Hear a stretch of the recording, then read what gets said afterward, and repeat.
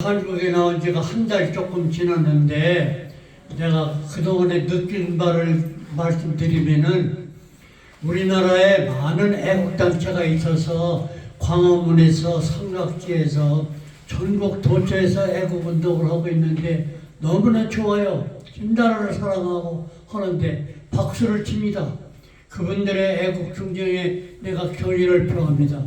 그러나 한 가지 섭섭한 것은 그들이 그렇게 부르짖는 애국 속에 우리나라가 가야 할 행선지 방향이 명확하지가 않아요. 이게 가슴 아픈 일입니다. 진짜 명확하지 않아요. 엔진 소리는 열었는데 우리가 타고 있는 배가 어디로 가는지 정말로 애매모호합니다. 그런데도 내가 느끼기는 서울에 와보니까 이 오이 박사 조직이 이렇게 진짜 막 가슴을 찌르는 애국 연설들을 하시고 나라를 바로잡기 위한 애국 충정이 보니까 너무나 흐뭇하고 좋습니다. 임진왜란 때에 이순신 장군은 배가 12척밖에 없었습니다.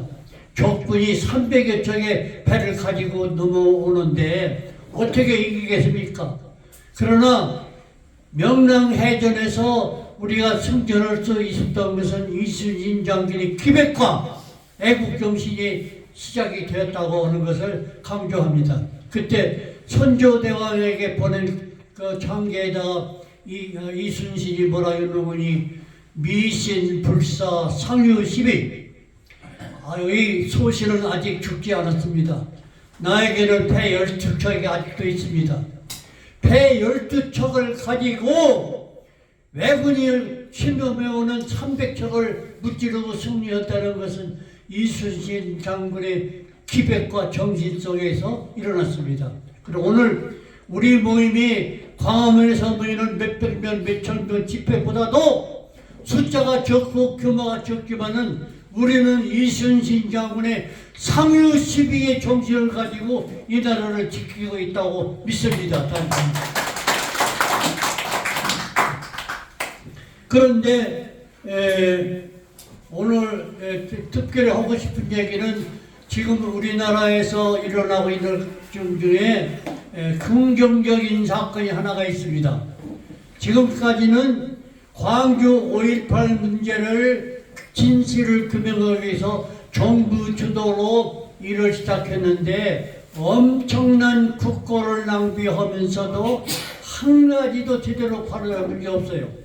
그리고 광주 5.18 사태가 국가 전복을 위한 무장폭동인 것이 명명백백한 사실이고 증거가 차고 넘치는데도 광주 5.18 단체는 자기들이 원하는 얘기, 자기들이 주장을 합리화하기 위한 얘기와 조건만 골라서 하고 그 수많은 증거와 증인들의 말은 전부 묵살해버렸어요. 그래서 국민들이 제대로 이해를 못해요. 혼란을 일으키고 있습니다. 그런데 이번에는 민간인 주도로 광주 5.18 진실을 규명하기 위한 단체가 생겼어요. 생겨가지고 하는데 새로운 바람이 지금 불고 있습니다. 아주 좋은 얘기입니다, 지금. 그래서 내가 사실은 이번 11월 20일 날 출국하기로 비행기표를 다 끊어왔는데 앞으로 5군데에서 내 얘기를 듣고 싶어 한다고 하는 그런 조직이 있어가지고 아마 출국을 한 열흘 정도 연기해야 될 것 같습니다. 그래서 지금 5.18 진실 규명을 위한 새로운 바람이 지금 국내에서 거세게 불고 있습니다. 이것이 오이 박사의 애국 충정과 맞물려서 대한민국을 구하는데 큰 역할을 해주기를 간절히 기대해 봅니다. 그래서 우리나라의 현재 겪고 있는 문제, 우리나라가 가야 할 게 여러 가지는 아까 고문 선생님께서도 말씀하셨듯이 단장 선생님께서 말씀하신 대로 다들 많이 알고 많이 주장하고 바른 길을 제시합니다. 그러나 나는 솔직히 얘기해서 여러분이 아는 만큼 알지를 못해요. 미국에 살기 때문에. 잘 알기 때문에 오늘은 특별히 미국 얘기를 좀 하겠습니다. 미국 얘기를 하는데 간단하게 거기서 내 얘기를 줄이겠습니다. 한 가지 문건이 지금 한국에서는 많은 언론이나 학자들이 대한민국이 핵을 가져야 한다는 걸 주장합니다. 핵무기. 북한도 핵이 있으니까 우리도 핵을 개발해야 된다. 이걸 주장하는데 어떤 기사를 보니까 한국의 핵무기 개발을 시작했다. 미국 정부도 승인해가지고 아주 적극적으로 지금 추진이 진행되고 있다는 그런 강연도 하고 글을 읽어보는데 내가 그 사실에 아주 답답해서 미국에 있을 때 요소요소에 질문해가지고 물어보니까 전부 가짜 뉴스, 거짓말이에요. 가짜 뉴스입니다. 미국 정부가 한국의 핵 개발을 승인한 사실이 없습니다. 근데 우리가 왜 이런 얘기를 해야 되는 거니 미국의 전략을 좀 알아야 되기 때문에 오늘 이 얘기를 하고서 마치겠습니다. 첫째, 대한민국은 핵을 가져서는 안 됩니다. 첫째, 그러면 내 말을 반대할 사람이 있을 거냐? 왜 그런 소리를 하냐? 우리도 북한이 핵이 있는데 우리가 시달리고 있는데 우리도 핵을 가져야 되지 않겠느냐? 이렇게 반발하겠죠. 그러나 제 말을 잘 들어주세요. 우리가 핵을 갖게 되면은 미국이나 한국이 북한을 향해서 북핵 폐기, 너 핵 폐기해라, 핵 폐기라는 구실이 없어져 버려요. 그렇죠? 그 북한이, 야, 한국 너희들도 핵을 가졌는데 왜 북한 보고만 핵을 폐기하라고 주장하느냐? 그런 말이 안 되죠. 그러니까 우리가 핵을 갖게 되면은 북한의 핵 폐기 주장이 이유가 상실해 버려요. 그게 첫째 이유입니다. 두 번째는 우리가 핵을 개발하려고 하면은 NPT에서 탈퇴를 해야 됩니다. NPT는 핵 비확산 조약이에요. 핵 비확산 조약을 영어로 한 것을 약자로서 NPT라고 하는데 만약에 우리가 핵을 개발하려면은 핵 NPT에서 탈퇴하지 않고는 할 수가 없습니다. NPT를 탈퇴하면은 문제가 왜 생기는 거니? 우리 뒤에서 다른 모든 나라들이 야 우리도 핵 개발하자. 그 중에 제일 먼저 큰 소리를 칠 나라가 일본이요. 그런데 내가 이 얘기를 왜 하는 거니?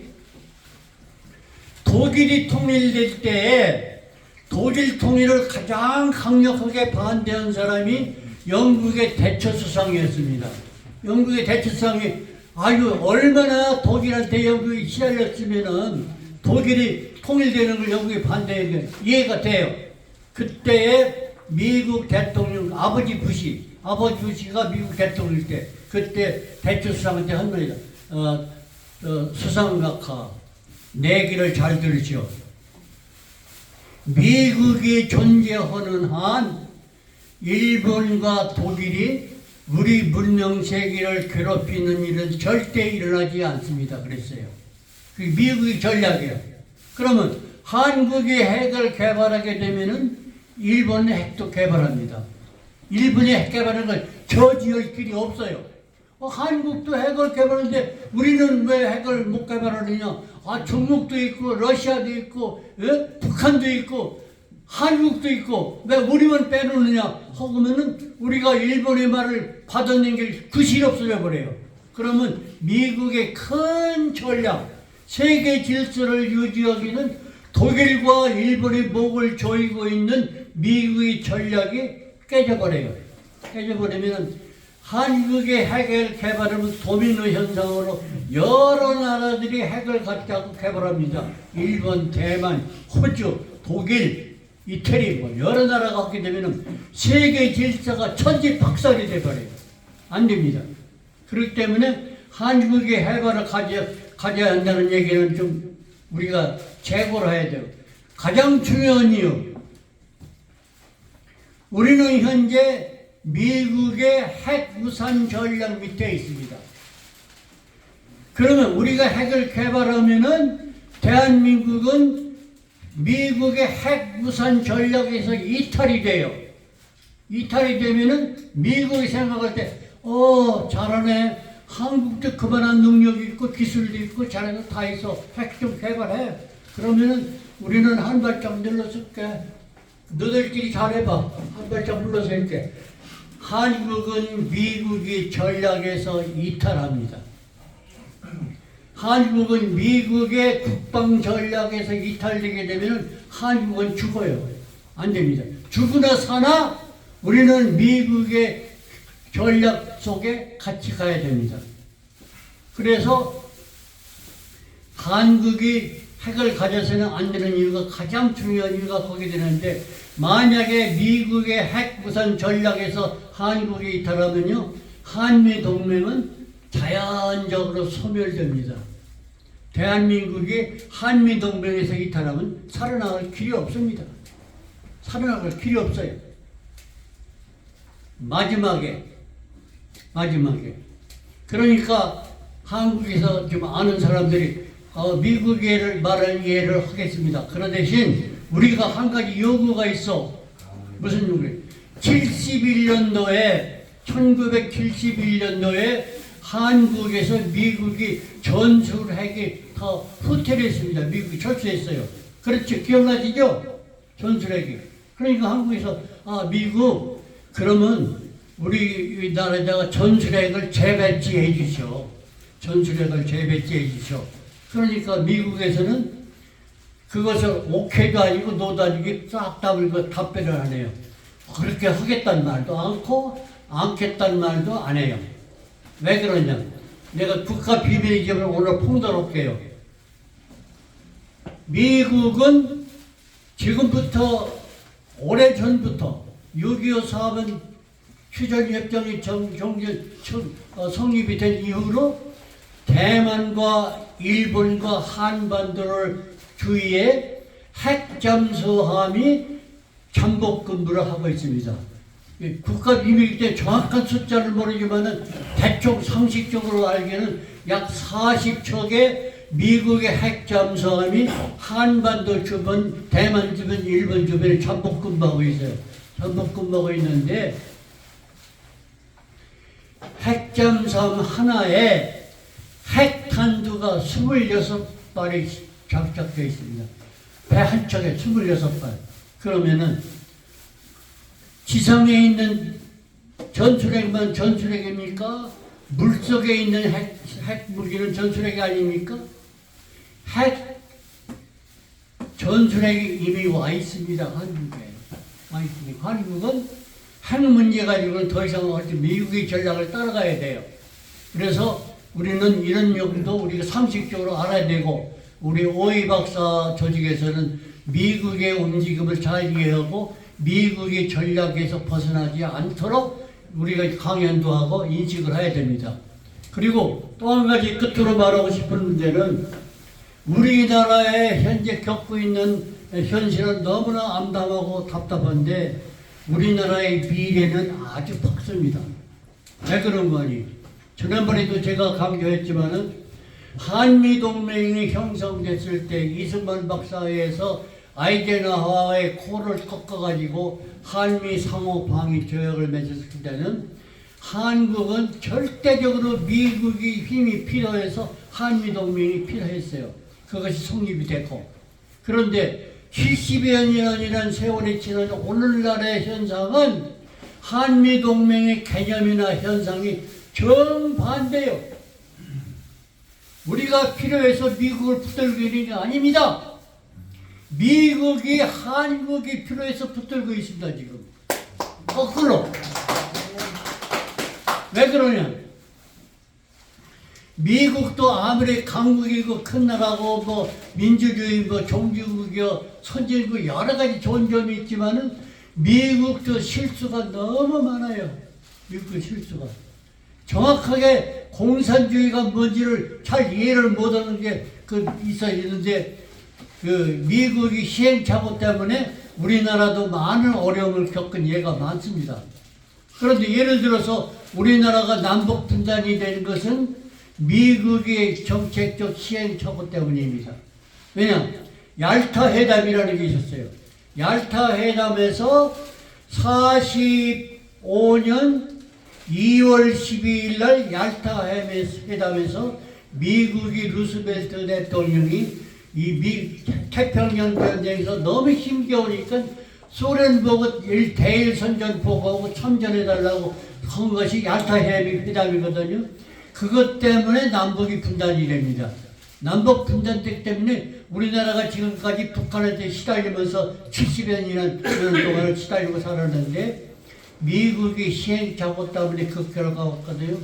그것을 우리가 미국의 큰 대침으로다가 찔러서 미국이 경각심을 집어준 사람이 이승만 박사예요. 어떻게 했느냐?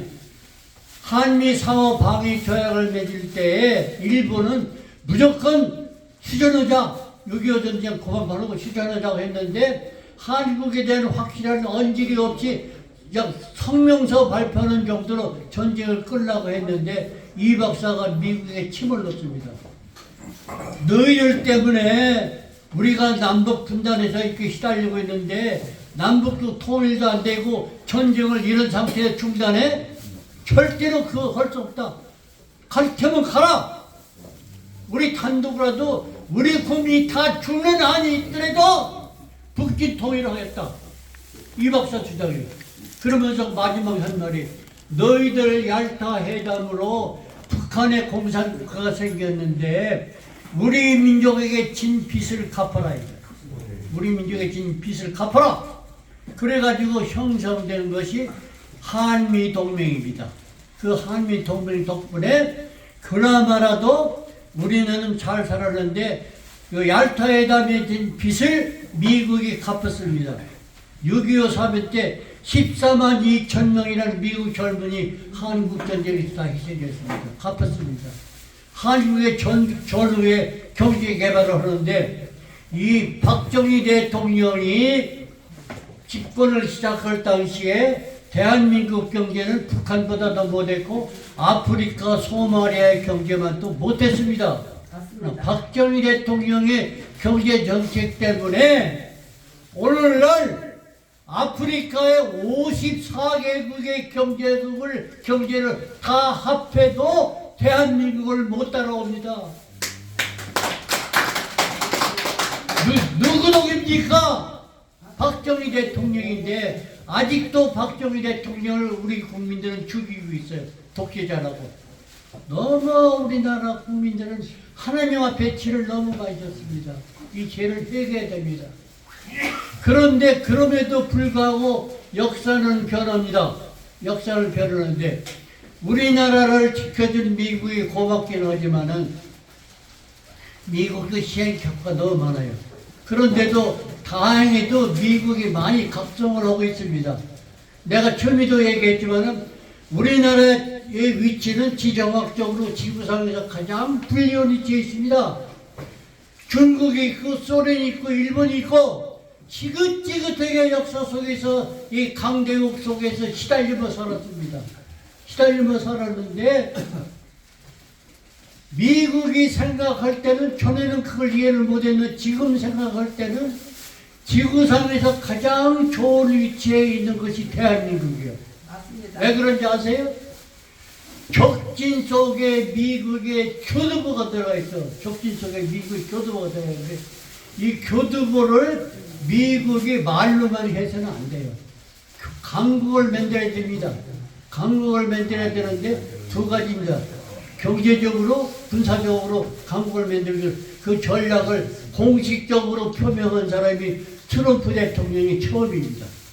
그래가지고 그래서 트럼프 대통령이 지금 주장하고 있는데 트럼프 대통령도 박근혜 대통령과 마찬가지로 부정선거 때문에 밀려났어요.